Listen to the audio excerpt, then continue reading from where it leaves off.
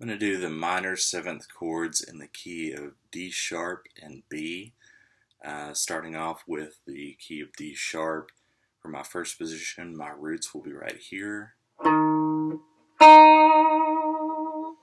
So the 7th chord for this shape, or for this position, I guess, in position 1 for minor 7th will be like this. Then moving to the second position, my root notes for D sharp would be here. That would make my minor 7th chord like this. Then changing to the third position for D sharp, my roots would be here. So that would make my 7th chord like this. Then changing to the fifth position, or excuse me, the fourth position of D sharp, my roots would be here. My major 7th chord would be like this, or minor 7th, excuse me.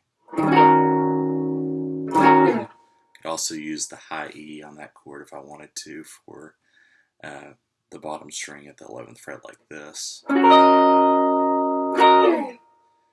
And then finally for the fifth position of my D sharp chord, my roots would be right here. And that makes my minor 7th chord like this.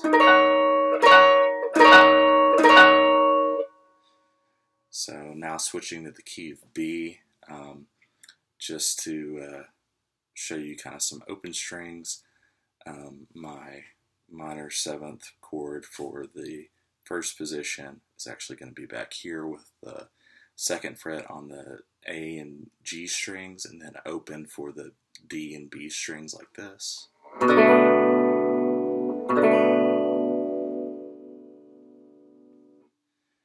Then changing to the second position, my root notes for B would be right here.